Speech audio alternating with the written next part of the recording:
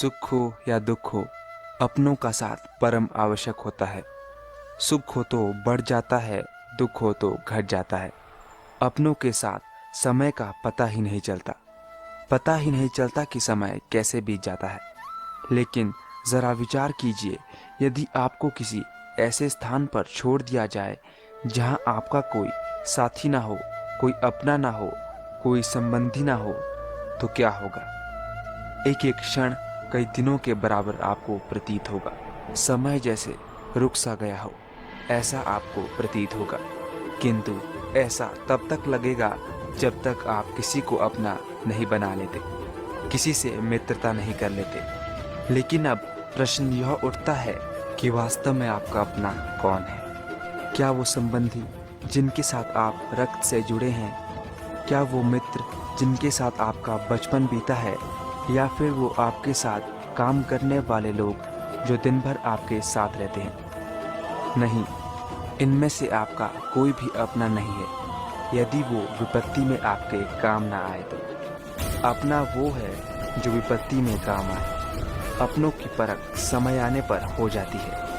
स्मरण रखिएगा, अपनों के साथ समय का पता नहीं चलता, किंतु समय के साथ अपनों का पता जरूर चल जाता है।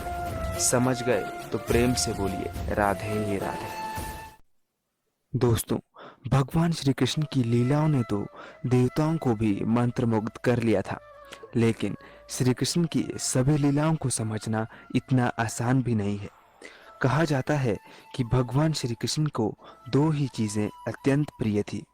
एक उनकी बांसुरी, जिसे वे सदैव अपने पास रखते थे, तो दूसरी थी राधा जी।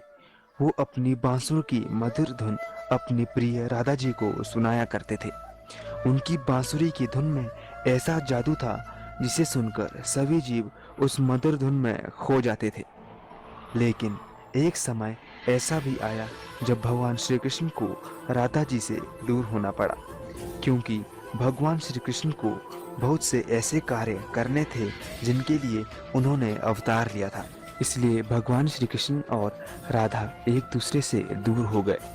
समय बीतता गया, श्री कृष्ण ने धर्म स्थापना के सभी कार्य पूरे कर लिए। उधर राधा जी भी श्री कृष्ण को याद कर अपना जीवन व्यतीत कर रही थी।